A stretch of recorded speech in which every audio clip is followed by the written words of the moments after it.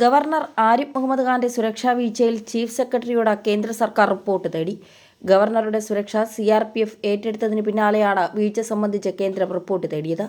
കേന്ദ്ര ആഭ്യന്തര മന്ത്രാലയമാണ് റിപ്പോർട്ട് തേടിയത്. ഗവർണർക്കെതിരെ പ്രതിഷേധിച്ച എസ്എഫ്ഐ പ്രവർത്തകർക്കെതിരെ രജിസ്റ്റർ ചെയ്ത എഫ്ഐആറിന്റെ വിശദാംശങ്ങൾ കേന്ദ്രത്തിന് രാജ്ഭവൻ കൈമാറിയിരുന്നു. പിന്നാലെ സംഭവത്തെക്കുറിച്ച് ചീഫ് സെക്രട്ടറിയുടെ വിശദീകരണം തേടി. എസ്എഫ്ഐയുടെ കരിങ്കൊടി പ്രതിഷേധത്തോടുള്ള ഗവർണറുടെ അസാധാരണ പ്രതികരണത്തിന് പിന്നാലെയാണ് അദ്ദേഹത്തിന് സിആർപിഎഫ് സുരക്ഷ ഏർപ്പെടുത്തിയത്. കൊല്ലം നിലമേലിൽ 2 മണിക്കൂർ ഗവർണർ റോഡിൽ കുത്തിയിരുന്ന് പ്രതിഷേധിച്ചിരുന്നു. ഗുരുതര വകുപ്പുകൾ ചുമത്തി എസ്എഫ്ഐ പ്രവർത്തകർക്കെതിരെ കേസെടുത്തതിന് പിന്നാലെയാണ് പ്രതിഷേധം അവസാനിപ്പിച്ചത്. സംഭവ വികാസങ്ങളെക്കുറിച്ച് കേന്ദ്ര സർക്കാരിന് റിപ്പോർട്ട് നൽകുമെന്ന് ഗവർണർ അറിയിച്ചു. രാജ്ഭവൻ കേന്ദ്ര ആഭ്യന്തര മന്ത്രാലയത്തെ സ്ഥിതിഗതികൾ അറിയിച്ചതോടെ ഗവർണർക്ക് കേന്ദ്രസേനയുടെ സുരക്ഷ ഏർപ്പെടുത്തുകയായിരുന്നു.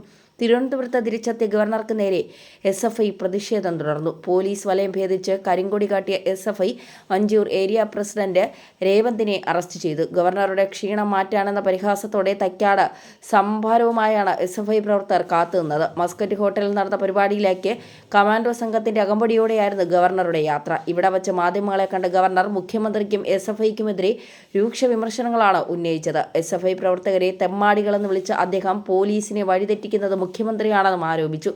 കേരള പോലീസിനെക്കുറിച്ച് തനിക്ക് നല്ല അഭിപ്രായമാണെന്നും എന്നാൽ മുഖ്യമന്ത്രിയാണ് നടറോഡിൽ ഇങ്ങനെ പ്രതിഷേധത്തെ നേരിട്ടെങ്കിൽ പോലീസ് ഇങ്ങനെ ആയിരുന്നോ പെരുമാറുകയെന്നും ഗവർണർ ചോദിച്ചു. കേരള പോലീസ് മികച്ച സേനയാണ്. എന്നാൽ ആരാണ് അവരുടെ പ്രവർത്തനം തടയുന്നത്? അതിന്റെ ഉത്തരവാദിത്വം ആർക്കാണെന്നും ഗവർണർ ചോദിക്കുന്നു.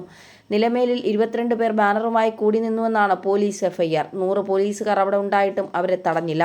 മുഖ്യമന്ത്രിയായിരുന്നെങ്കിൽ ഇത് സംഭവിക്കുമായിരുന്നു. 72 വയസ്സ് പ്രായം തനിക്ക് കഴിഞ്ഞു. ദേശീയ ശരാശരിയും കിടന്ന ബോണസ് ജീവിതമാണ് താൻ നയിക്കുന്നത്. സ്വാമി വിവേകാനന്ദനാണ് തന്റെ ആദർശ പുരുഷൻ. കേന്ദ്ര സുരക്ഷ താൻ ആവശ്യപ്പെട്ടതല്ല, അത് കേന്ദ്ര ആഭ്യന്തര മന്ത്രാലയത്തിന്റെ തീരുമാനമാണ്.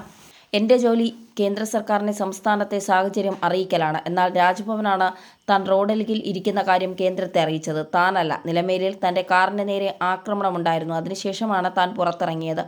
താൻ കാറിൽ നിന്ന് ഇറങ്ങിയ ശേഷമാണ് തിരുവനന്തപുരത്ത് പോലീസ് നടപടിയെടുത്തത്. നിലമേലിലും അതാണ് സംഭവിച്ചത്.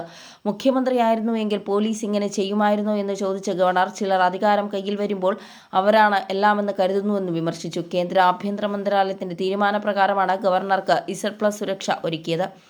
എസ്എഫ്ഐ പ്രവർത്തകർ കരിങ്കൊടി കാണിച്ചതിനെ തുടർന്ന് റോഡിലിരുന്ന ഗവർണർ ആരിഫ് മുഹമ്മദ് ഖാൻ പ്രതിഷേധിച്ചിരുന്നു. ഇതിന് പിന്നാലെ ഗവർണർക്ക് സിആർപിഎഫ് കമാൻഡോകളുടെ Z+ സുരക്ഷ നൽകാൻ കേന്ദ്ര സർക്കാർ തീരുമാനിച്ചിരുന്നു.